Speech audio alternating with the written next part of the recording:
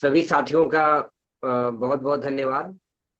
मैं Durgesh Kumar, society for science की तरफ से आप सबों का आज के एक बहुत ही महत्वपूर्ण वेबिनार में स्वागत करता हूं। तो साथियों, जैसा कि पहले ही बता दिया गया था कि आज का वेबिनार का जो विषय है वो है भारत विभाजन जो हुआ और आम लोगों के जो मन मस्तिष्क में ये विचार बैठा हुआ है। जैसा कि आज अनूप सर ने भी सोसाइटी फॉर साइंस और के ग्रुप में शेयर किया था कि अभी भी लोगों को यही लगता है कि भारत विभाजन इसलिए हुआ क्योंकि जिन्ना और नेहरू को प्रधानमंत्री बनना था।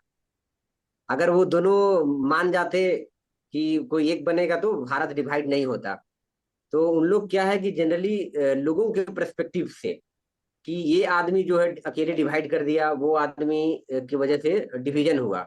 ये हर कोई इसी पर चर्चा करते मिलता है, लेकिन ऐसा कोई भी तो संगठन इस पर बात करती है ना।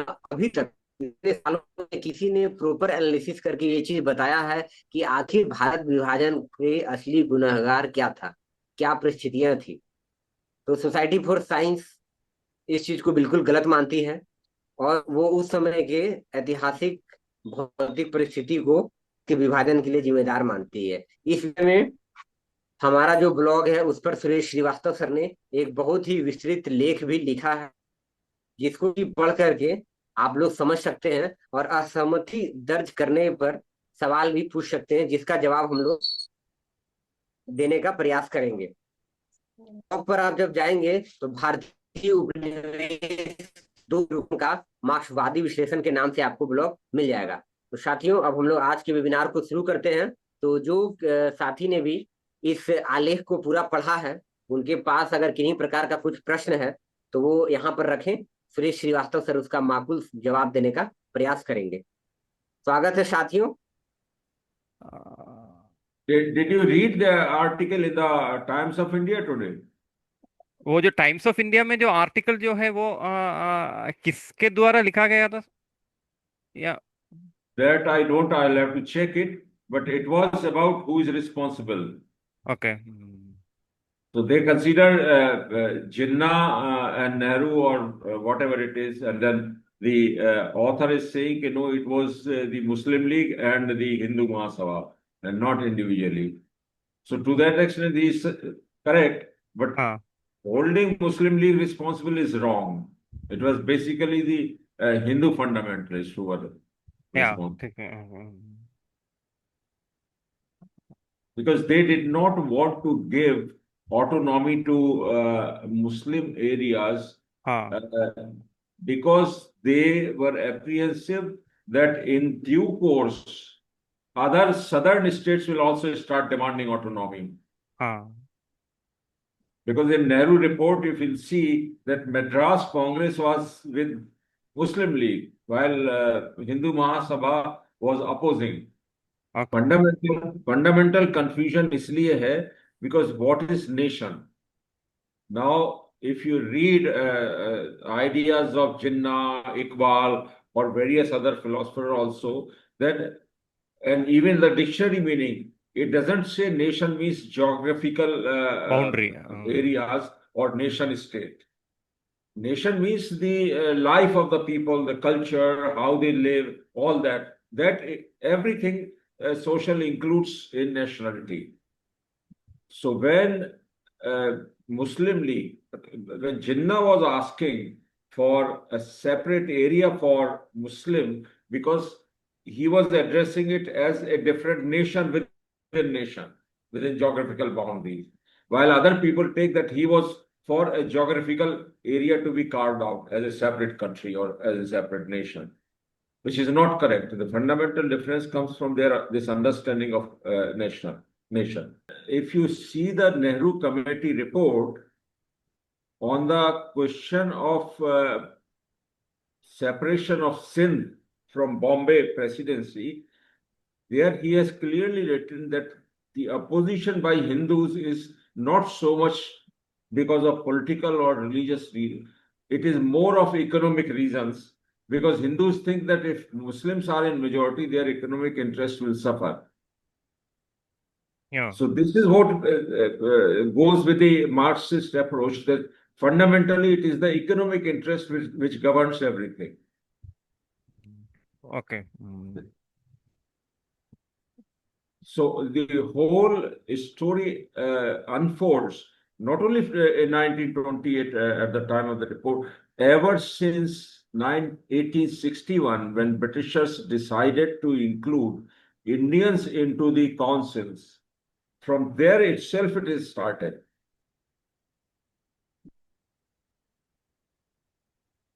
Because 1875, the Arya Samaj probably was established, and at the same time, the Aligarh, there was something, Aligarh is the forum or something like that. That was also, both started simultaneously, but they were more on the cultural level at that time. But in my opinion, in 1905, when Bengal was divided, from that point of time, there was a clear division between the Hindu fundamentalists and Muslims. This is what it says. NCERT की books में उन्होंने ये NCERT module blames Jinnah Congress for partition. या एक request है कि जो nationality का क्वेश्चन है यूएसएसआर में कैसे अनफोल्ड किया है, जो यूएसएसआर के 15 ब्लॉक्स थे और जब वो यूएसएसआर कोलैप्स करता है और वो सारे के सारे उसी आइडेंटिटी पे जो 1920 से पहले थी एज इट इज वापस जाते हैं, तो ये एक जो प्रॉब्लमेटिक क्वेश्चन है कि क्या इसकी क्लियर कट अंडरस्टैंडिंग में क्या क्या फ्लोज रहा है इवन यूएसएसआर के, क्योंकि नेशनलिटी का क्वेश्चन तो कॉलोनियल कंट्रीज के इश्यूज में उनकी अलग, खासकर इंडिया में तो कॉम्प्लेक्स था ही. The Marxists are able to address this question of nationality correctly because they address the economic interest. People with different backgrounds, different culture, they can coexist to produce wealth collectively, and it should be distributed them really, honestly, and it should be addressed depending upon how much is the contribution. So, because Marxist approach is basically on the economic lines, that's why, and socialist approach is what? Collective valuation, value addition, and then distribution also accordingly. So that's why they are able to address the question of nationality very correctly, while the feudal or bourgeois, they are not able to address it correctly because they think that production of wealth comes from the mental activity rather than physical activity. So those who do not produce, still because they are providing more mental activity, so they have got a better right. So this is a fundamental question between production of surplus and distribution. So Soviet Union was able to address question of nationality correctly because of this reason only. में एक point और है तो sir तो बार बार ये भी कहता है कि आज के दिन में भी चाइना में या कहीं पे भी अपना रूरल एरियाज में अभी भी नेशनैलिटी या लोकल रीजनल या पैरोकिलिज्म अभी भी जिंदा है, और कम्युनिस्ट पार्टी को ये पता है कि वो होगा, it will be there for a millennia और ए सेंचुरी और something, it can not be wished away in 10 years 20 years और anyway down the line. तो वो जानते हुए ही आपको पकड़ के रखना पड़ेगा थ्रू प्रॉपर इकोनॉमिक इंटरवेंशन. उनको वो डिफरेंस फील पता नहीं करना चाहिए कि उनको उनके साथ उनको इकोनॉमिक एस्पेक्ट्स में या मटेरियल एस्पेक्ट्स में उनको इम्प्रूवमेंट हो रहा है, ताकि वो ये सब बारे में इंटरेस्ट ना हो जाए. सर इसमें एक आपका आर्टिकल के बारे में जो उसी से एक क्वेश्चन है कि बहुत सारे कंसर्न्स मुस्लिम लीग ने रेज किया था with regard to their safeguarding of rights and और. तो पोस्ट इंडिपेंडेंट इन पाकिस्तान का हिस्ट्री अगर देखे कि whether those concerns which they had addressed which they had raised at that time, तो after the formation of an independent nation could they safeguard that, या हम ये बोल सकते हैं कि फ्यूडल अथॉरिटेरियन कॉन्शियसनेस पाकिस्तान में ज्यादा काबूदा जितना इंडिया में था।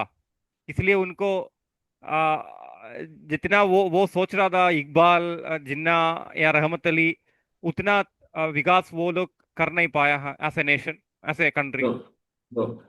Their और सर fundamental. इसी में मेरा भी ऐड करके क्वेश्चन है कि मुस्लिम लीग के किस क्लास के इकोनॉमिक इंटरेस्ट को वो प्रेजेंट कर रही है जब वो अपनी इंडिपेंडेंस या प्रोविंशियल ऑटोनॉमी की डिमांड कर रही है इकोनॉमी एंड पॉलिटी में? तो No. Basically, there is no difference between Muslim League or Congress, or at that time also it was not, because they were both they both evolved within this country, where feudalism and bourgeois was developing side by side.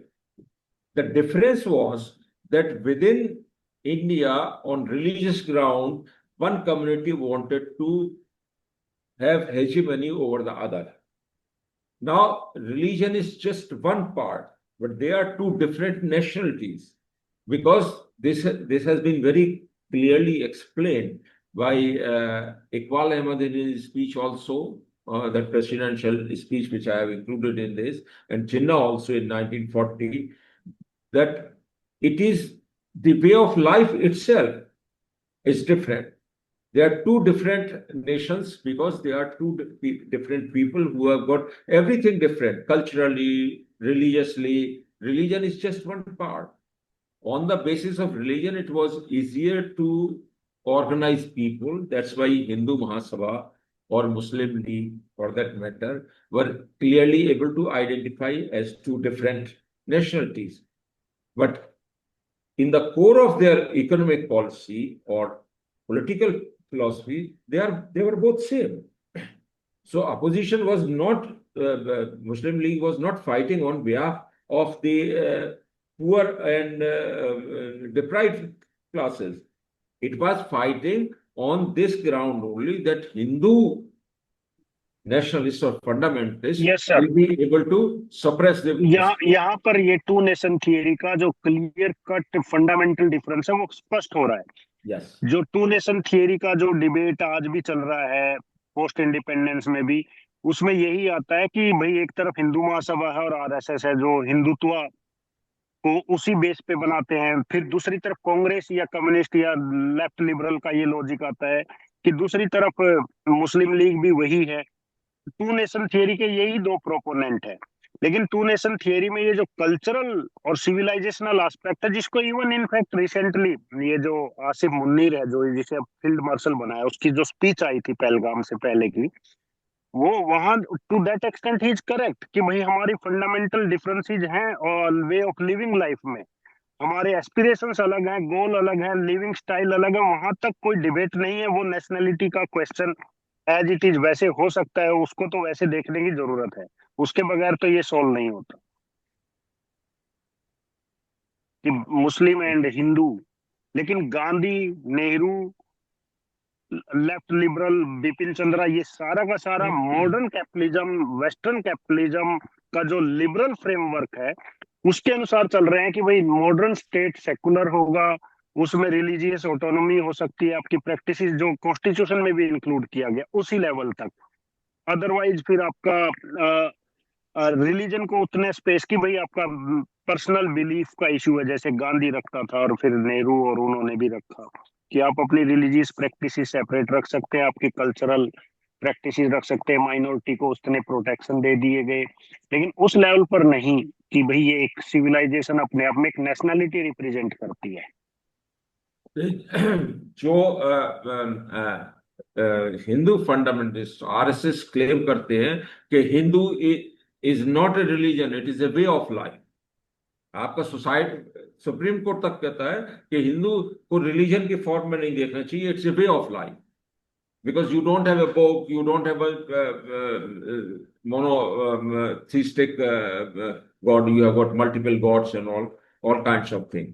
Same thing Jinnah also said, and Muhammad Iqbal, that Islam should not be seen as a religion, it's a way of life. So for Hindus, you are prepared to see it as a way of life and not as a religion, but to Islam you want to see only as a religion and not as a way of life. This is the fundamental difference, because of their economic interests are different. और sir ये post independent Pakistan में जो post independent Pakistan में जो जिन्ना और इकबाल का representation था, मतलब उन वो जो जो सोच रहा था वो वैसे क्यों हुआ नहीं, या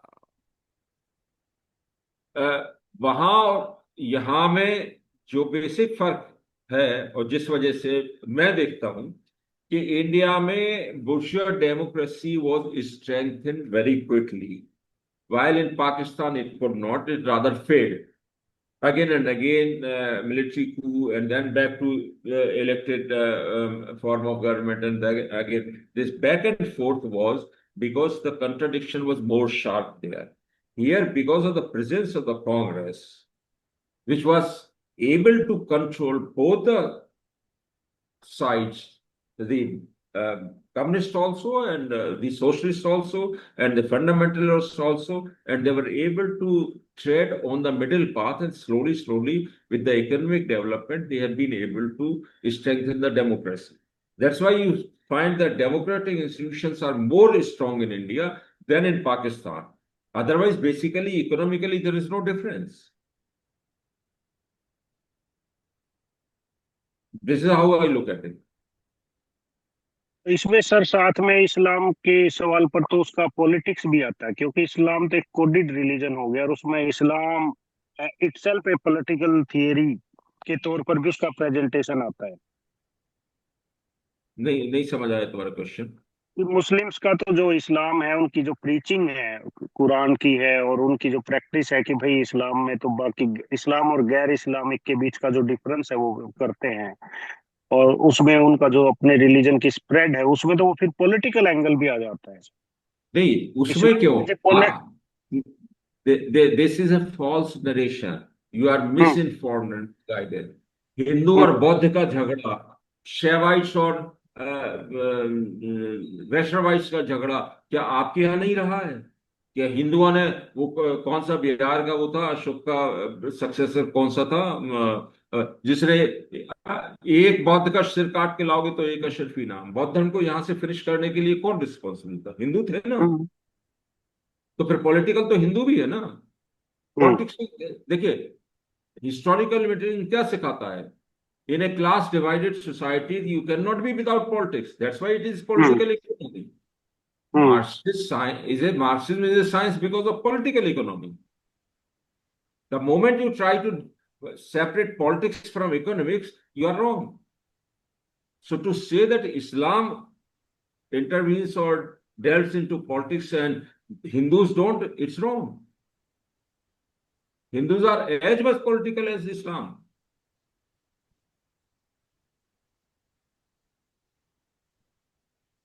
आप इंटरप्रेट किसी भी तरीके से करो, कौरव पांडवों की लड़ाई किस बात की थी? रिलीजन तो एक ही था ना दोनों का। फिर प्रीचिंग तो गीता की भी है कि आपको अधर्म के खिलाफ लड़ना है, जो आपके धर्म का नहीं है वो अधर्म ही है आपके लिए। अधर्म की डेफिनेशन कैसे करेंगे आप? So all these things are, they are narrations which are being spread to misguide the younger generation.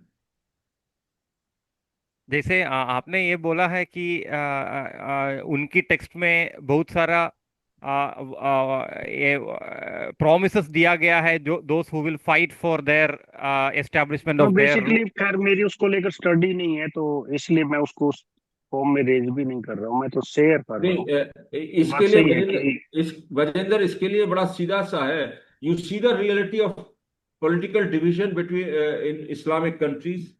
On various issues, they are same, but otherwise, on economic issues, they are all divided. Arab world का division किस बात का है? Economic interest का तो है, और तो कोई नहीं है। पाकिस्तान, ईस्ट पाकिस्तान और वेस्ट पाकिस्तान का किस बात का झगड़ा था? रिलीजन तो एक ही था।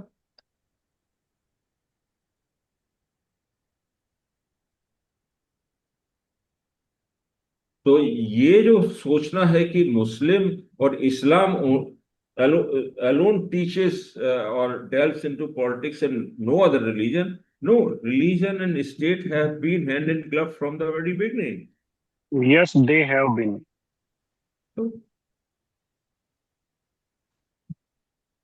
आज नहीं, आप आज क्या देख रहे हो? आपकी पार्लियामेंट का इनॉग्रेशन किया जाता है तो उसको वो क्या सेंगुर को लेकर के और सारे महंत चले जा रहे हैं और पूजा पाठ हो रहा है। What is all this? कहने को आप हिंदू सेक्युलर हैं।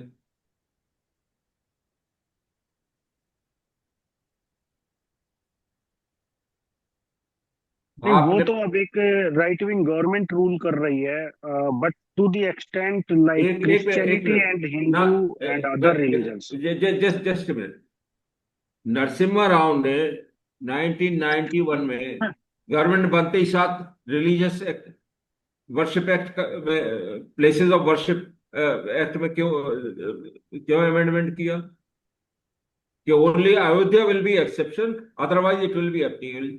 जब आपने इंडिपेंडेंस के साथ ये डिसाइड कर लिया था कि what ever is the nature of any place of worship it will not be touched after 47, why did you make Ayodhya exception? और अयोध्या में सारा कुछ जो होता रहा 91 तक वो किसका किया हुआ था? सारे टाइम कांग्रेस की गवर्नमेंट की। जब रात में 49 दिसंबर 49 में रामलला की मूर्तियां रखी गई वहां पर, तो नेहरू ने अपोज किया, उन्होंने कहा निकालो बाहर। He was a secular. लेकिन गोविंद वल्लभ पंत जो वहां पे प्राइम मिनिस्टर थे उस समय सेंट्रल प्रोविंसेस के, उन्होंने कहा नथिंग डूइंग। और एक वो साउथ इंडियन कौन आईएएस ऑफिसर था, उसने कहा मुझे चाहे नौकरी छोड़नी पड़े बट मूर्तियां नहीं हटेंगी। तो who was doing that? It is Congress. आज कांग्रेस के जो डिवीजन शार्प हो गया है, कंट्राडिक्शन शार्प हो गया है, इसलिए बीजेपी एग्जिस्टेंस में आ गई है as a different party and in power. But otherwise elements तो दोनों में सेम है। हाँ।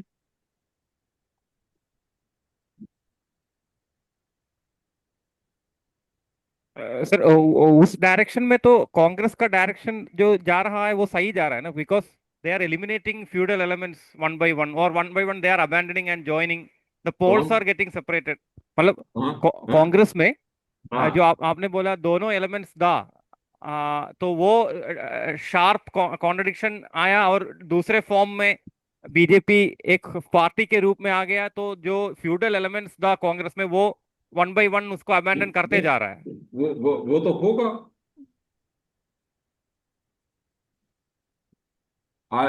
आई सी Gandhi Nehru family differently than other people. This I have written and I have been telling this because when I apply the fundamental rule of being and consciousness, then I realize that Congress as a party has evolved, but the Nehru Gandhi family has also evolved. From Pandit Motilal Nehru till date, the Nehru Gandhi family has been evolving like any other organization. They gave all their property worth crores of rupees. आनंद भवन दान कर दिया, उसके पहले दूसरा एक building था वो मोतीलाल नेहरू ने कर दिया। Motilal Nehru was a member of Congress on certain issues. He left Congress, but then he rejoined Congress. And his this Nehru Committee's report, if you read it thoroughly and properly, you will find the reflection of the two ideas, two philosophies within that, and you will be able to realize that Motilal Nehru is more liberal. Pandit Jawaharlal Nehru was more liberal and more towards welfare state. Indira Gandhi was more democratic than anybody else, not compared to her family. If she imposed emergency because Jayaprakash Narayan gave a call to the armed forces to revolt in Ramlila Maidan. And on that, That's understandable. Jagjivan Ram chastised Jayaprakash Narayan in the evening meeting that you have given a very wrong call because this will give Indira Gandhi opportunity to suppress. And that is what happened. Next morning, she imposed emergency. But after 3 years, she withdrew emergency suo motu. There was nobody opposing. Basically sir, Gandhi Nehru family जो British colonial India के अंदर जो limited industrial development थी, उसके सैकल्स को break करके उसको free way देने वाली साइड लिए हैं। उसको, उसकी जो सैकल्स लगाई हुई थी कॉलोनियल टाइम्स में, यस यस उसको फ्री करके उसकी डायरेक्शन लेने वाले हैं, जो वेस्टर्न यूरोप की एक independent industrial capitalist economy, yes. Bourgeoisie तो values, progressive colonial values, colonial which rule include में जो वेलफेयर स्टेट। इंडस्ट्रियल डेवलपमेंट था, it was only to support the exploitation of the natural resources. Yes. तो railways, defence and ports, communication, these were the only areas where the Britishers were giving support to industrial development. But otherwise, foreign capital was not interested in industrialization of the nation. Foreign capital was interested in exploitation of the natural resources. Iron ore, coal, cotton, spices, all everything which is natural. It was only Nehru, with his vision, he gave protection to the local industries to fight against the international capital. आपका जो article के related एक question है कि वो and करता है कि अगर कम्युनिस्ट पार्टी ऑफ इंडिया जो 1925 में गठित हुआ है, उनका अगर बीइंग एंड कॉन्शियसनेस वगैरह का अंडरस्टैंडिंग सही होता, और उस तरीके से अगर वो उस अंडरस्टैंडिंग के बेसिस पे वो इंटरवीन करता, तो ये हिस्ट्री थोड़ा सा अलग बन हो सकता था।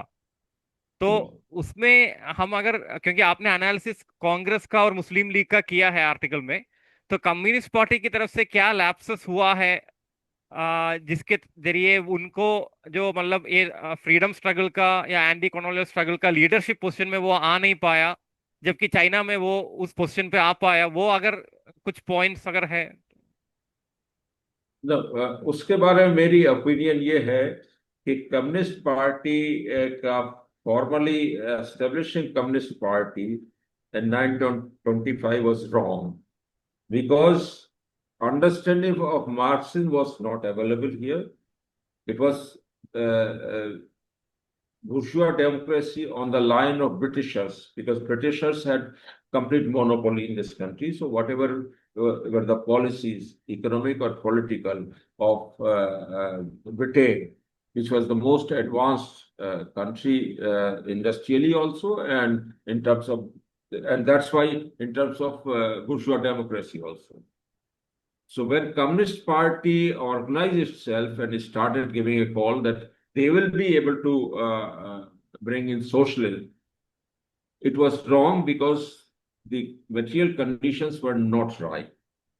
Not right in the sense, economically we are very backward, mostly feudal economy, agro-based, and very little proletariat. But politically, because of the presence of Britishers, we are put much ahead of the time. Universal suffrage was not there in most of the developed countries, and right to women was also not there, but it was given here. The Britishers gave it in 1919 itself, or 35 Constitution itself. They brought education to women also. All these things were, so the bourgeois democracy was more appealing than the call of socialism. While the Communist Party, because they wanted to have their own identity separate from Congress, many of them were in Congress. Nambudri Pal was in Congress. Congress, yeah. So many of them, Jayaprakash Narayan was in Congress, Subhash Chandra Bose was in Congress, all these people. So they left Congress because of their personal, I would not call it ambition because it will sound wrongly, but because of their personal convictions or inhibitions or whatever it is, they left Congress and thought they will be able to put a communist party on the, and a revolution like it happened in Soviet Union, and they will be able to bring a revolution. Of course, China had not, that revolution had not taken place, but they thought they will be ahead. This Communist Party will be ahead of the Chinese Communist Party. But they were wrong because material conditions were different here, so they should have taken a different line. But because they did not address Marxism with the fundamental of being and consciousness, so they did not realize that the consciousness, proletarian consciousness, is not there. And on the basis of farmers and agriculture economy, you will not be able to bring in the socialist revolution here. And at best, it has to be a democracy, and that too bourgeois democracy. तो यहाँ पे sir इस aspect को मैं लेके आ रहा हूँ। 1919 में जो थर्ड कॉमिंटर्न फॉर्म किया लेनिन ने, वहां पर कॉलोनियल थीसिस पे डिबेट है उसमें, और इंडिया की तरफ से एम.एन. रॉय ने वहां पर अपनी थीसिस दी थी, जिसको लेनिन ने बिल्कुल ऐसे काट दिया था, क्योंकि लेनिन का यही था लाइन, जैसे अभी आप बोल रहे हो कि भाई इंडिया में हम जैसे अलग होना है, हमें अलग दिखाना है कम्युनिस्ट पार्टी को या सुभाष चंद्र बोस को या और लोगों को कांग्रेस से अलग होने के लिए, दिखाने के लिए, क्योंकि वो कॉन्शियस लेवल पे है कि इंडिया में जो फ्रीडम मूवमेंट चल रहा है under the leadership of Gandhi, that's a बुर्जुआ revolution, हम इसको अपोज करेंगे। एंड इंडिया में जो रेवोल्यूशन कैरी आउट करना है वो करेगी under the leadership of communist party led by workers and peasants. वो थीसिस थी। तो लेनिन ने उसको काट दिया और कहा कि कम्युनिस्ट पार्टी की फॉर्मेशन करना वहां पर गलत है, वहां कह कह गए भी नहीं है आपकी, you participate in freedom movement and Gandhi is your natural leader. तो ये डिस्कोर्स वहीं पर रह गया, और ये कि मुझे ऑर्गेनिक फॉर्म लेता हुआ नहीं दिखा। अगर ऑर्गेनिक फॉर्म लेता यूएसएसआर के साथ और सीपीआई का रिलेशनशिप, तो मुझे लगता है ये इसमें करेक्शन होता, और 40s में आके और 45-47 तक जो ये पार्टीशन आता है, उसमें ये अपनी भूमिका निभाने में, या इंडिया के अंदर क्या भूमिका होगी कम्युनिस्ट पार्टी की, वो ज्यादा बेटर होती। दूसरा ये कि जो स्टालिन का है कि भाई अब प्रोलिटेरिएट यूएसएसआर रेवोल्यूशन के साथ में जो कॉन्शसनेस है, वो सारी बाधाएं तोड़कर विश्वव्यापी बन गई है, और उसी लाइन पर कैरी आउट करते रेवोल्यूशन। तो मटेरियल कंडीशन तो चाइना में भी बिल्कुल नहीं थी, और यूएसएसआर में भी नहीं थी सोशलिज्म और कम्युनिज्म के लिए। ये मटेरियल कंडीशन का लॉजिक तो पूरे मार्क्सिज्म की प्रैक्टिस जो जहां हुई वहां भी लागू हो रहा है। डिस्पाइट दैट वो किस लेवल तक चल पाए, चाइना वाले किस लेवल तक आगे कहाँ निकल गए, वो अलग सवाल है। वही सेम इश्यू इंडिया में भी है। तो मार्क्सिज्म के अनुसार तो वेस्टर्न यूरोप में क्रांतियां होनी थी, नहीं, वहां ना ना, मार्क्सिज्म हिसाब से नहीं होनी थी, गलत है। देखिए, सबसे बड़ी, जैसे अभी थोड़ी देर पहले मैंने किसी जो नेशनलिटी के ऊपर कहा था कि नेशनल और nationality word is very confusing because different people take different meaning. इसी तरह रेवोल्यूशन का, what is revolution? Soviet Union में 1905 में था क्या, वो रेवोल्यूशन नहीं था? वो भी एक रेवोल्यूशन था। 17 में भी रेवोल्यूशन था। चाइना में हुआ वो भी रेवोल्यूशन है, यहां भी रेवोल्यूशन है। इंडस्ट्रियल रेवोल्यूशन था, वो भी तो रेवोल्यूशन था। So you are talking of which revolution? Industrial revolution, तो इंडस्ट्रियल रेवोल्यूशन की तो रेवोल्यूशन है। Yes. So revolution is what? Revolution is only a qualitative change. Quantitative change is continuous process.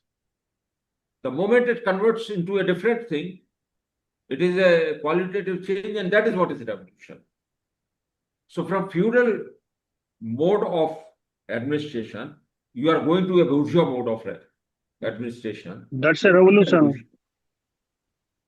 From colony, you are going to independent or autonomy. It's a revolution.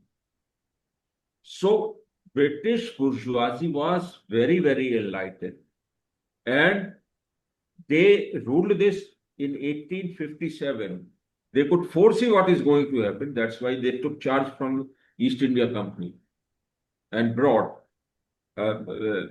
in 1858, Queen declared that everybody will have equal right. And they declared we will not intervene in your personal laws regarding property inheritance, regarding marriage, that's why different. There was no uniform civil code. They were smart enough in that. They realized. So out of those who were petty bourgeoisie, lower middle class, they formed a communist party. Consciously, they were not dishonest, but subconsciously, the mind was working on that very line to strengthen the bourgeoisie here. So it had to be a bourgeois democratic revolution, nothing else. Nothing else. So when you are, if Communist Party at that time say we will be different from Congress, then in what way you will be different? And if Lenin said that Gandhi is the national leader, he was. Gandhi showed at different times that yes, he is the national leader for Indian people. Irrespective of North India, South India, Hindu, Muslim, scheduled caste, down, anybody who is living on this land, Gandhi is his leader. So that's why this Communist Party, you may call it Communist Party, but basically they are not Communist Party. And whatever course history has taken here, in my opinion, it was the natural course only. Britishers were prepared to leave. They were not ruling like Japan ruled over China. So much atrocities were not inflicted on people here as they were done in other colonies. From whole of Africa, slaves were transported to USA. From India, it was not done. So British was a very enlightened bourgeoisie. And this course had to be taken. Either you go slow process quantitatively will lead to qualitative change. Or if somebody is resisting, then a violent, which you call revolution, but otherwise qualitative change itself is a revolution. So this is what is my understanding of the whole situation. पर इस argument में एक problem ये आती है कि अगर हम आज लुक बैक करके बोलते हैं कि सीपीआई कम्युनिस्ट नहीं थी उस टाइम में सीपीएसयू थी, जो कॉमिंटर्न था, इंटरनेशनल था, उसकी मेंबरशिप दी हुई है सीपीआई को, और बहुत सारी कम्युनिस्ट पार्टियों को दी हुई है, और उनका लगातार उनके साथ में इंटरेक्शन है, आइडियोलॉजिकल इनसाइट्स, अंडरस्टैंडिंग है या गाइडेंस ही सारी यूएसएसआर से आ रही थी। जो भी हो, सीपीआई तो यूएसएसआर की लाइन को ही टोकी है। तो अब उसको अलग कैसे कर रही हो एक तरफ?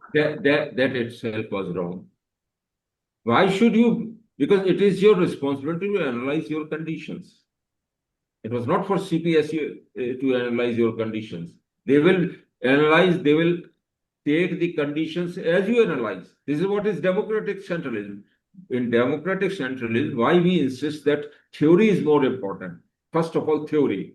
Because everybody should be able to think in the same line. Only then democratic centralism is successful for parties like Communist Party, who have to work in a very hostile environment. So feedback comes from the root. If here Communist Party is wrong, the feedback will be wrong. So how can you hold the center responsible for it?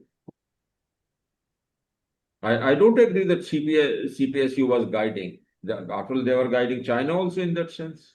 But no. Sir, अभी मैं आपका article पढ़ रहा हूँ, इसमें ये actual में आपके आर्टिकल से ही आ रहा है, देखा जाए तो, कि भारत में जो बुर्जुआ जनवाद है वो बेसिकली ब्रिटिश पार्लियामेंट द्वारा time to time act pass किए गए हैं, उसके चलते आया है, ना कि यहाँ पे मटेरियल प्रोडक्टिव फोर्सेस की डेवलपमेंट के। यही तो मैंने इसमें स्ट्रेस किया है yes. और इससे पहले हिंदू मुस्लिम डिवाइड क्यों नहीं था, ये 1858 के बाद, रादर 1861 के बाद क्यों आया है? क्योंकि फ्यूडल जो मोनार्की थी या ऑटोक्रेटिक रूल, उसमें बुर्जुआजी का कोई रोल नहीं होता है। उस पीरियड में bourgeoisie, bourgeois capital is basically mercantile capital, so bourgeois is a middleman only. Ruling class के साथ उसका कोई रिलेशन नहीं होता है. It doesn't have any role in the ruling of the state. उसमें सिर्फ नोबल्स का, लैंडलॉर्ड्स का, किंग्स का, जो फ्यूडल लॉर्ड्स हैं, उन्हीं का रोल होता है रूल में. तो हिंदू मुस्लिम सबके बीच में जो आम जनता होती है, वो उनके लिए नजर में बराबर होती है. उसमें कोई डिफ्रेंशिएशन नहीं होता है. That is what. सो नीचे से भी कोई डिसकंटेंट नहीं होता है. लेकिन जब 1861 से ईस्ट इंडिया कंपनी को हटा के ब्रिटिशर्स ने यहाँ पर काउंसिल्स के जरिए रूल करना शुरू किया, और काउंसिल्स में इंडियंस को शामिल करना शुरू किया, तो इंडियंस के अपने aspirations in the rule also started coming. That is the beginning of the bourgeoisie, actually, in the ruling class, as a ruling class. जैसे जैसे वो आगे बढ़ी वैसे वैसे, और जब इलेक्टेड, शुरू में तो अंग्रेजों ने हिंदू और मुसलमान दोनों को आबादी के हिसाब से रिप्रेजेंटेशन दिया था, पर because that has come into the public domain, तो ये जो रिलीजन इंडिविजुअल की जगह होकर के अब वो पब्लिक डोमेन में आ गया.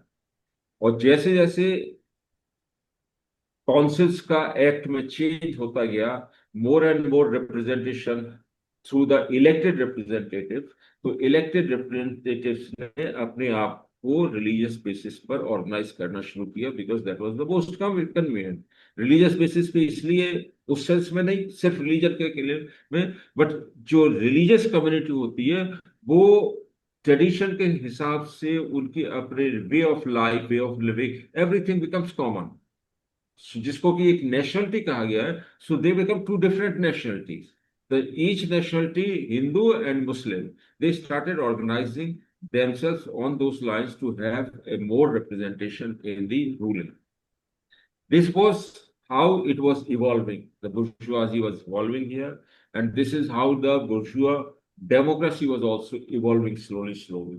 But at the same time, Hindu-Muslim divide was also increasing, because these elections were being held on the basis of religious lines. So that is what is the overall development till 47. When it became, after Hindus, particularly after Hindu Mahasabha, earlier the different states were having their Hindu Sabha. In 1915 in Allahabad, it was for the first time Akhil Bharati Hindu Mahasabha bani. And that was Haridwar, not Allahabad, or maybe Gandhi was present there. He had come back recently from South Africa, 1914 or 15. Till then, Jinnah was a very prominent leader, and it was more democratic and less on religion. Economy and freedom, these were important aspects for politics, not religion. But after Hindu Mahasabha also organized itself, and Gandhi came, Gandhi was, as I have pointed out in my article, he claimed that he is Sanatani Hindu. He never hid it. He was a practicing Hindu. But politically, he was very democratic and very secular. That's why he was acceptable to all. So Congress was able to, but the feudal elements, and particularly Hindu Mahasabha, for Hindus, diehard Hindus, it was permitted to have membership of Hindu Mahasabha also and Congress also, which was not available to Muslims. Because liberal Muslim either could be in Congress, or if he is diehard Muslim, then he has to be member of Muslim League and not. Muslim League was not hiding its political ambitions, but Hindu Mahasabha projected itself as a cultural organization, which RSS also does. But at the same time, same person can be member of Congress with political ambition, and can be member of Hindu Mahasabha or RSS with religious ambitions. So this was the historical development, that Hindu became more and more strong politically, and Muslims became more and less important in this. And in terms of numbers also, because democracy ultimately, the bourgeois democracy, as Engels says, rules on the basis of equality, but in fact it is not. So number game is important. Hindu population being more, 4 times than the Muslim population. So it was a natural development that Hindu fundamentalists will become more and more strong in the Congress and outside Congress, and Muslim fundamentalists will become weak, and even secular will be weak. That's why Jinnah was thrown out of Congress in 1920s. So this is all is the historical development. You have to see it in that light only, how it has evolved and why it has taken this turn and ultimately ended up in division. Because after Cripps mission or cabinet committee proposal, which was accepted by both, but Congress working committee accepted, but internally a large, or rather a majority of the Congress members who were very powerful, feudal, they were opposed to this from the very beginning, and they were prepared that we will not give the Muslims an autonomous region within India. They will have to live under us. And 1939 government has shown it very clearly to Muslims that with the majority, they will not be able to, with Congress having the majority of Hindu population and majority Hindu. So even if they are sitting in the parliament with a lesser number of people, they will not be able to do anything for it. They will not be able to protect this. That was the basic reason why the division became inevitable. If the fundamental elements within Congress would have been weaker and Nehru and other democratic forces would have been more strong, then probably they would have agreed to the cabinet missions plan, and probably this would have been a united country. But it was unfortunate that history had to take that away, of course. Sir एक एक एक aspect इसमें ये भी कहा जाता है कि ये बाय डिजाइन ऑफ ब्रिटिशर्स ये डिवीजन प्लान था, मतलब उनका डिजाइन और उनका थिंकिंग था कि ये डिवाइड करके करना है। बट लेकिन आपका आर्टिकल में ये बोल रहा है कि उन्होंने बहुत कोशिश किया है कि एक ही राष्ट्र में बना के रखने में। और till last moment, when the division became very communal riots were taking place in 1946. Initially, it was decided in May that 1948 June will be the date for independence. But communal riots were increasing like anything because Hindu fundamentalists were strong on that, and Muslim fundamentalists also. Wherever who was in majority, they were kind of suppressing or a lot of atrocities on the minority, whether it is Hindu minority or Muslim minority. So this was the Britishers tried. Lord Wavell was interested in postponing the independence. Gandhi was interested in postponing. Nehru was interested in postponing, but Sardar Patel was not. Sardar Patel was, no more. Whether division, if division is there, it's okay. We accept it. So it was the Hindu fundamental. Durgesh जी आपका कुछ हाँ sir, एक question हमारा ये है कि जैसा कि ब्रिटिशर्स जो है शुरुआत में नहीं चाहते थे कि इंडिया जो है डिवाइड हो, सब कॉन्टिनेंट डिवाइड हो। लेकिन जैसा कि ये नॉर्मली होता है और काफी लोगों का भी ये मानना है कि जब प्लान ए काम नहीं करता तो हम लोग प्लान बी पे एक्ट करते हैं। तो लास्ट में ब्रिटिशर्स ने सोचा कि अब तो ये लोग मतलब यूनाइट रहना इम्पॉसिबल है, तो क्यों ना विलिंगली इसको डिवाइड कर दिया जाए। और चूंकि उस समय तक वर्ल्ड वॉर 2 भी लगभग खत्म हो चुका था, ये वार की जो लॉबी है, हथियारों बनाने वाली लॉबी भी काफी हावी हो चुकी थी। तो इन लोगों ने जानबूझ करके ये कर दिया, 2 नेशन में डिवाइड किया फोर्सफुल्ली। कई लोगों का ऐसा मानना है सर कि अगर वो लोग चाहते तो नहीं भी डिवाइड हो सकता था, लेकिन इन लोगों ने विलिंगली डिवाइड किया इंडिया पाकिस्तान को। जैसे इन लोगों ने वियतनाम में करने का कोशिश किया था, और ये आपका कोरिया में किया था। तो इस तरह से इन लोगों ने देखा कि प्लान ए तो काम नहीं कर रहा, तो प्लान बी पे काम करते हैं। तो ऐसा भी कुछ है क्या सर? क्योंकि लोग ऐसा भी सोचते हैं। लोग क्या सोचते हैं वो लोगों के सोच पे, लेकिन हम तो फैक्ट्स को जब देखते हैं तो फैक्ट तो ये कहता है कि 9 दिसंबर 1946 को जो कॉन्स्टिट्यूंट असेंबली बैठी थी, हमारा कॉन्स्टिट्यूशन आज का जो बना है वो उसी कॉन्स्टिट्यूंट असेंबली का बना हुआ कॉन्स्टिट्यूशन है।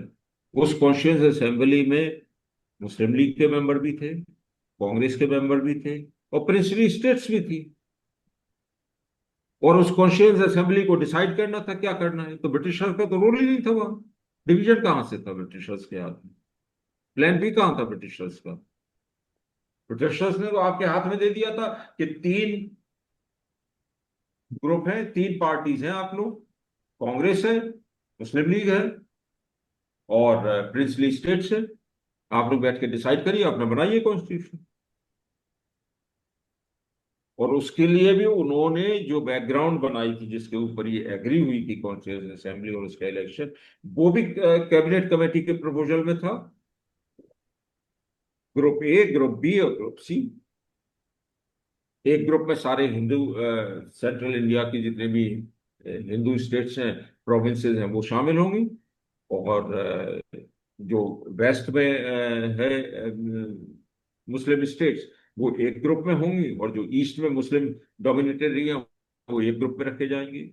और प्रिंसली स्टेट्स को चॉइस होगी वो ज्वाइन करें या ना करें। तो ब्रिटिशर्स ने तो कैबिनेट मिशन प्लान में तो सबको ऑप्शन दिया हुआ था, उनका तो कोई प्लान भी नहीं था। और मुझे तो इसमें कहीं डिवीजन भी नजर नहीं आता कि they were trying to divide. Okay sir. और सर अगर उनको नेचुरल रिसोर्सेस एक्सप्लॉइट करना है तो आपस में डिवीजन करके, लोगों को डिवीजन करके उनको तो नुकसान ही होगा ना। अगर मान लीजिए एक्सप्लॉइटेशन भी करना है तो आपस में डिवीजन करके उनको, लॉजिकली उनको नुकसान ज्यादा होगा, इसलिए उनको आपसी सहमति रखना मतलब या बैलेंस में लेके जाना उनके लिए भी अच्छा होगा, अगर एक्सप्लॉइटेशन भी बरकरार रखना है। सिर्फ एक्सप्लॉयटेशन ही नहीं, प्रोडक्टिव फोर्सेस को बढ़ना है तो यूनिफिकेशन जरूरी है। Large scale production is always more economical than small scale production. Simple सा लॉजिक है।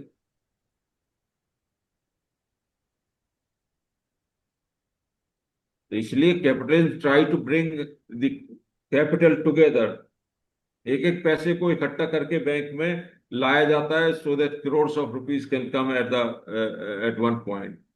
दुर्गेश जी, आप भी ये एग्री है कि हमने अभी तक जितना पढ़ा है, मतलब स्कूल में वगैरह पढ़ा है, उसमें तो ये पढ़ाया जाता है कि ब्रिटिशर्स ने एक डिवाइड एंड रूल चलाया है इसलिए ये हुआ है। तो वो बहुत गहरी इसमें लोगों में एंट्रेंस हो चुका है कि ये ब्रिटिशर्स ने किया है। या तो दूसरे आजकल व्हाट्सएप में आता है नेहरू ने किया है, जिन्ना ने किया है। इसलिए हम ये इसी में घूम रहा है बेसिकली। और ठीक है, ये हिंदू महासभा के ऊपर फिंगर तो बहुत कम लोग पॉइंट करता है या बिल्कुल नीचे ही रखता है बेसिकली वो। लेकिन ये आपका आर्टिकल में ये हुआ है कि आपने वो ब्रॉट आउट किया है बेसिकली। अगर हिंदू महासभा को क्रिटिसाइज करते भी हों या सावरकर को क्रिटिसाइज करते भी हों as far as division is concern, लेकिन जो कांग्रेस के अंदर बैठे हैं उनको नहीं करते हैं क्रिटिसाइज। हाँ ठीक है। कांग्रेस के अंदर भी तो बैठे हैं वो लोग, वही लोग। जैसे मदन मदन मोहन मालवीय वगैरह जो है। सर और तो आपका आर्टिकल में आपने एक और चीज जिक्र किया है कि उस टाइम पे पाउंड स्टर्लिंग के खिलाफ, मतलब pound sterling as a reserve currency, worldwide reserve currency जो है वो, उसका स्ट्रेंथ कम हो रहा था और dollar was replacing pound sterling S D. तो वो भी एक रीजन रहा ब्रिटिशर्स को इंडिया जल्दी छोड़ने का और ये जल्दी जल्दी ये सेटल करने ये का। ये तो 1944 में डिसाइड हुआ था, before war was finished, that pound sterling will not be the unified currency, it will B dollar. इस पे यूएसए और ब्रिटेन के बीच में बहुत बहस भी हुई थी कि ब्रिटेन का कहना था कि largest number of colonies are British colonies who use British pound, but Americans were not prepared on that. This is no. America has got the maximum reserve, maximum wealth, and everybody should trade in dollars now. So that was a qualitative change. Huh? वो एक qualitative change था. That was a qualitative change. Okay. Yeah, that is what you are trying to say. नहीं मतलब वो qualitative change था या वो एक quantitative change. It was a qualitative change. Okay. Everything changed drastically. हाँ.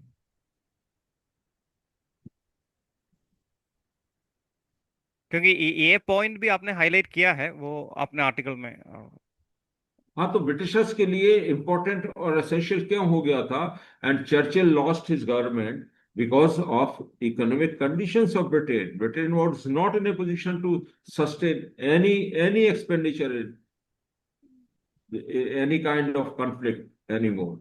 तो इंडिया के लिए वो उनके लिए सबसे अच्छा था to get out as early as possible so that India could be kept under the Commonwealth. सभी साथियों का बहुत बहुत धन्यवाद आज के वेबिनार को सफल बनाने के लिए। जैसा कि आज का हमारा विषय था भारतीय उपनिवेश के दो राष्ट्रों में रूपांतरण का मार्क्सवादी विश्लेषण, तो मुझे यकीन है कि आज जितने भी साथी इस वेबिनार में जुड़े हैं सबको काफी लाभ हुआ होगा और बहुत सारे ऐसे पूर्वाग्रह कि विभाजन क्यों हुआ, उनके लिए कौन जिम्मेदार था, इन सब चीजों से मुक्ति मिली होगी और एक बिल्कुल मूल से चीजों को समझने में उन्हें मदद मिली होगी। तो सभी साथियों का वापस से बहुत बहुत धन्यवाद।